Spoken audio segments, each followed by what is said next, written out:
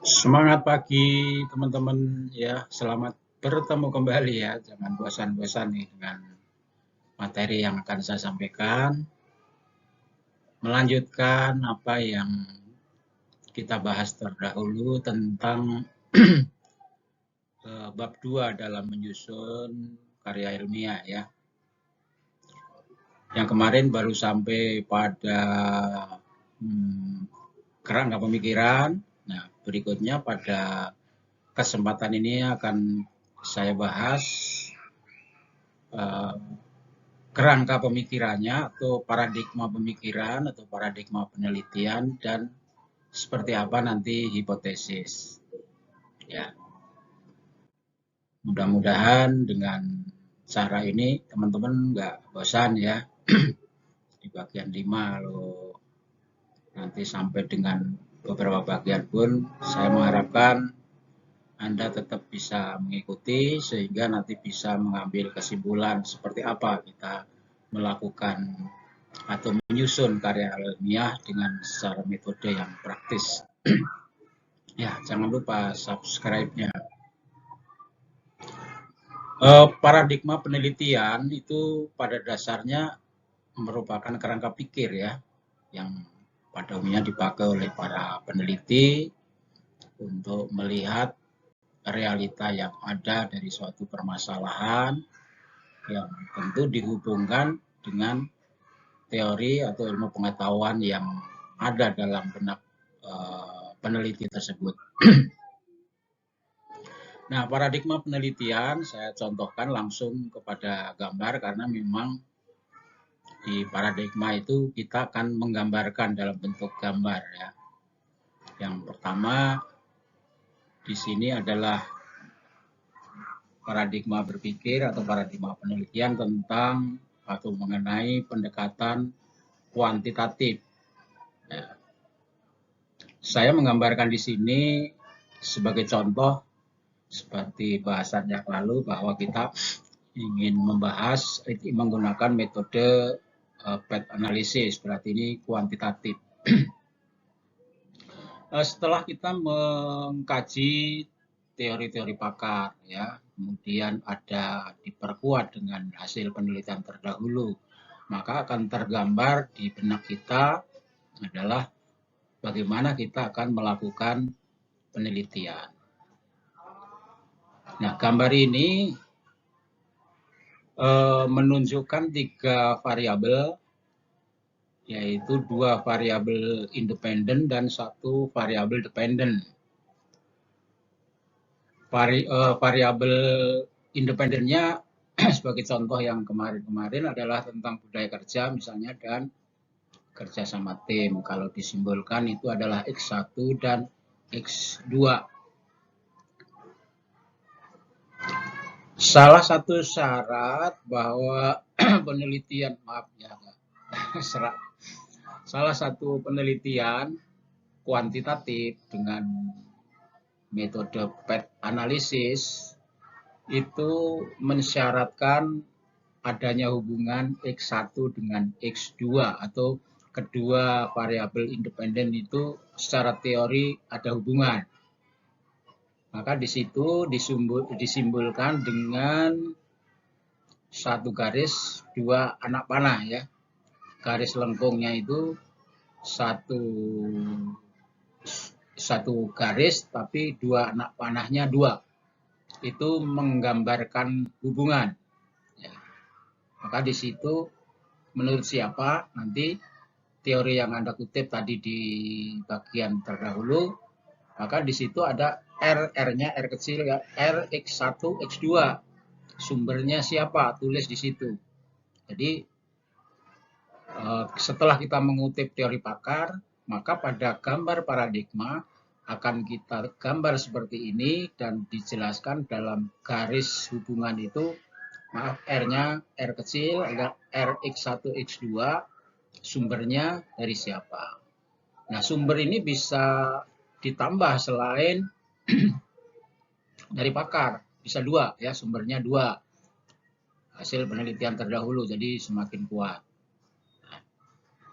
Kemudian dalam gambar variabel itu biar nggak banyak, kutip aja dimensinya, ada 5 dimensi, ya kutip di situ 5 dimensi.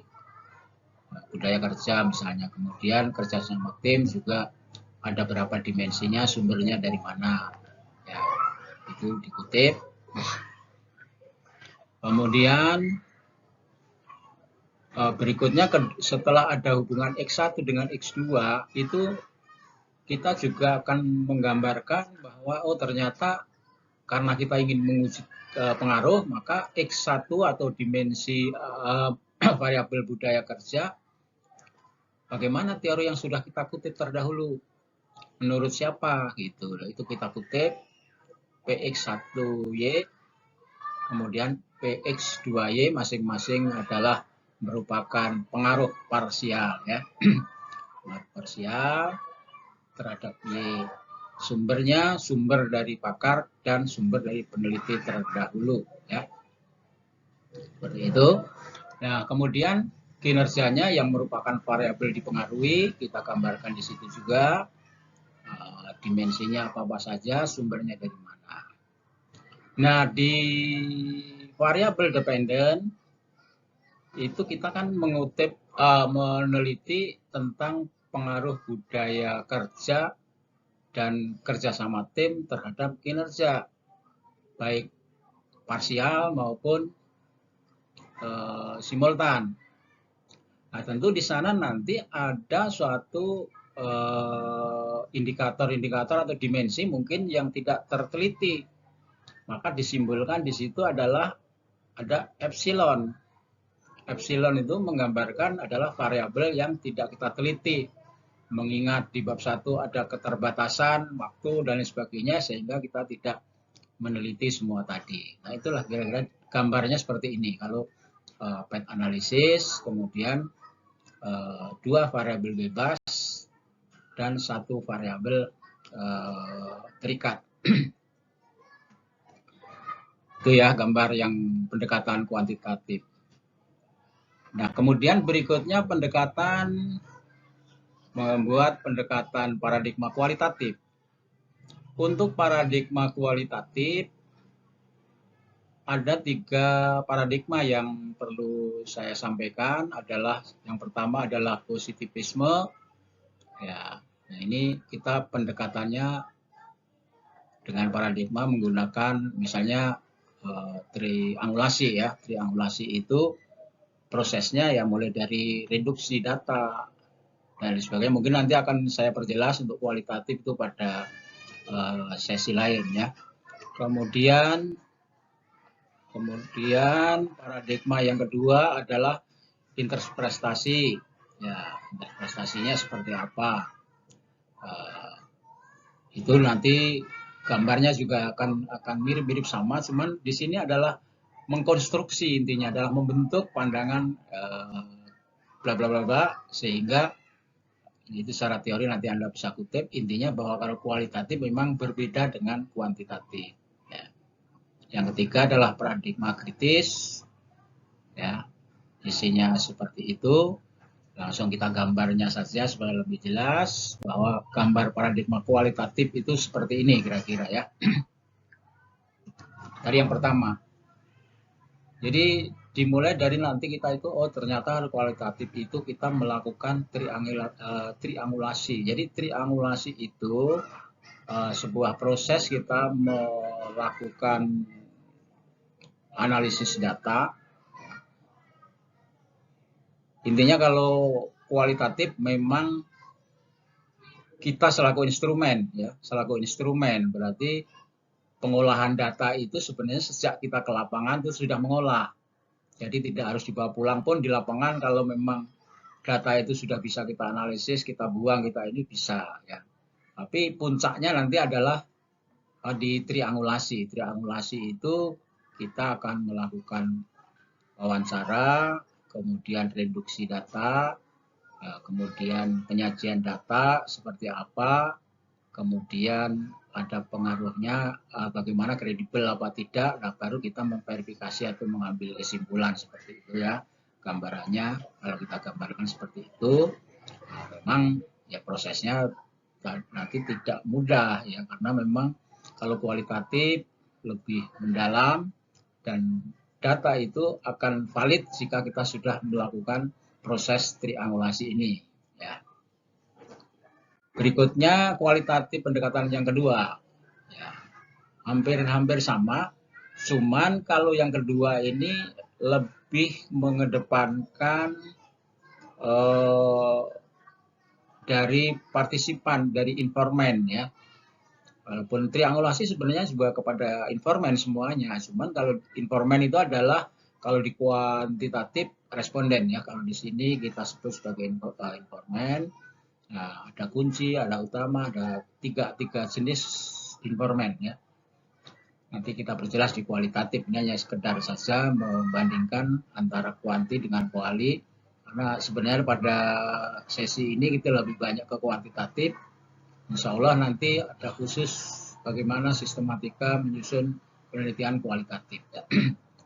Kira-kira seperti ini prosesnya, melakukan negosiasi dengan informan dalam pengumpulan data, kemudian kita mengenai norma-norma yang berlaku di masyarakat, kemudian kita sajikan, nah baru kita menyimpulkan. Ya.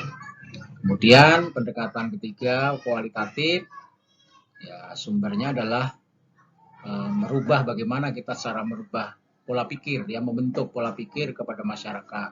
Yang ketiga ya. Nah, kemudian kita bentuk jaringan-jaringan pengumpulan data. Jaringan-jaringan itu adalah kelompok-kelompok masyarakat. Nah, baru kita melakukan interaksi sosial sehingga orang itu masyarakat menjadi aktif. Kita bentuk sebagai kelompok yang kritis ya, yang berorientasi kepada kritis, kepada aksi atau action atau tindakan. Nah, baru kita melakukan kesimpulannya itu adalah kita berbuat, masyarakat itu bisa berbuat apa, gitu. Melakukan apa, kira-kira seperti itu. Tapi ini adalah semua kualitatif, nanti akan kita bahas pada khusus di metode penelitian praktis tentang kualitatif. Nah, berikutnya teman-teman tentang hipotesis penelitian. Di bahasan terdahulu bahwa istilah hipotesis penelitian itu ada di metode kuantitatif ya. Jadi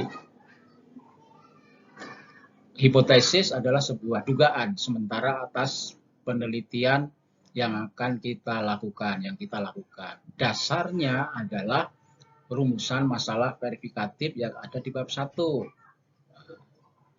Nah, biasanya hipotesis itu menggunakan kata-kata atau kalimat terdapat hubungan atau terdapat pengaruh bla bla bla bla bla gitu. Sekali lagi yang perlu saya ingatkan bahwa hipotesis penelitian kuantitatif adalah dasarnya rumusan masalah verifikatif yang sudah saya bahas di bagian sebelumnya. Nah, sementara kalau di kualitatif, hipotesis penelitian itu namanya proposisi. Ya. Proposisi itu sebenarnya kalau di kuanti ya itu hipotesis penelitian. Ya, pengertiannya seperti itu. Intinya bahwa bedanya hanya beda di istilah saja. Nah, kemudian jenis proposisi ada 3 ya. Proposisi hanya satu variabel disebut proposisi univariat. Proposisi yang terdiri dari 2 variabel dikenal dengan bivariat. Yang ketiga adalah proposisi terdiri dari lebih dari 2 variabel, jadi multivariat. Ya, seperti itu kira-kira proposisi atau hipotesis istilahnya, tapi ini proposisi kalau di kualitatif. Ada 3 jenis. Ya, ini lebih teoritis ya. Mungkin nanti kita bahas di khusus bagian kualitatif ya, kualitatif. Nggak terlalu banyak narasi-narasi, takutnya ini terlalu konseptual ya. Intinya bahwa proposisi itu adalah istilah hipotesis kalau di kuantitatif. Nah, ini perbedaan mungkin untuk menjelaskan perbedaan antara hipotesis dengan proposisi. Hipotesis adalah memang dugaan yang akan diuji kebenarannya. Nah, sedangkan proposisi merupakan pernyataan yang tidak perlu dipertanyakan. Jadi lebih apa ya? Tidak perlu diuji lagi. Nanti seperti apa? Jadi makanya proposisi biasanya ini digunakan untuk S3 ya. Kalau S1 mungkin terlalu berat, tidak ada proposisi ya. S3 biasanya. Kemudian kalau di hipotesis itu bisa dilakukan uji empirik. Kemudian kalau hipotesis itu adalah bersifat operasional. Ya, intinya kalau di proposisi memang tidak ada uji ya, tidak ada uji lagi. Malah memang sudah lebih baku, lebih pas. Jadi tidak betul-betul ada penemuan baru. Cara proposisi yang tidak perlu diuji lagi ya, kebenarannya. Jadi perilaku manusia itu selalu terikat dengan nilai norma sosial. Nah, kalau sudah terikat dengan norma, kenapa harus diuji lagi? Gitu. Maksudnya seperti itu. Jadi kehidupan masyarakat itu kan pasti di sana ada etika, ada norma-norma. Kalau memang sudah sesuai dengan itu, maka tidak perlu diuji lagi. Gitu. Artinya kita bandingkan dan nanti itu hasil dari triangulasi tadi, dari 3 informan tadi. Kalau sudah menyatakan hasilnya A, ya sudah A itu. Jadi penelitian itu selesai, jadi dikatakan jenuh kalau di kualitatif. Nanti kita bahas terkhusus saja, hanya singgungan-singgungan saja penelitian kualitatif karena untuk membedakan antara hipotesis dengan proposisi. Ya, contohnya seperti ini.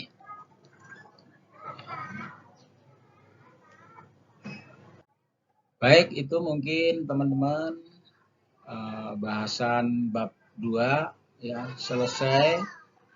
Tidak terlalu banyak di bab 2, mungkin nanti akan banyak itu di bab 3 dan bab 4 ya. Ya, bab 3 dan bab 4 akan lebih banyak. Di bab 2 cukup 2 kali pertemuan berarti ya, 2 kali bagian ya, 4 dan 5. Jadi mudah-mudahan ya, ini juga bisa menambah pemahaman terhadap teman-teman yang sedang menyusun karya ilmiah ya. Di bab 2 tidak terlalu banyak masalah karena intinya kita hanya mengutip teori. Mungkin yang perlu saya jelaskan adalah tadi di kerangka pemikiran dan paradigma. Terima kasih, semangat pagi, sampai ketemu bagian berikutnya. Mudah-mudahan bermanfaat. Sekali lagi selalu saya sampaikan, mudah-mudahan bermanfaat. Kalau mungkin tidak manfaat ya hitung-hitung mengisi waktu lah, hanya beberapa menit ya untuk berbagi informasi. Sekali lagi semangat pagi. Assalamualaikum warahmatullahi wabarakatuh.